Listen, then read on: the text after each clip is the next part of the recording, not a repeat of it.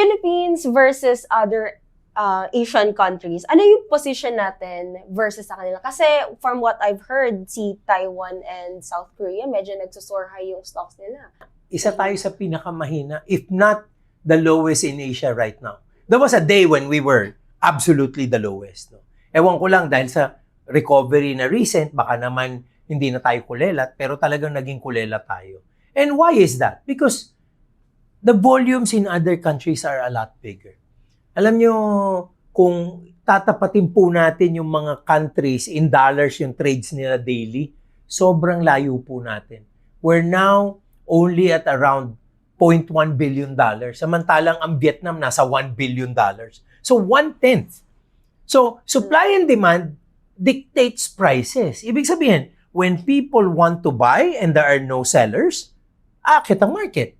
When people are selling and then wala ring buyers, bababa yung market. So, yun ang kitang-kita nating nangyayari. Walang masyadong interest, walang masyadong energy ang ating capital markets, and that's the reason why yung presyo natin continues its downtrend.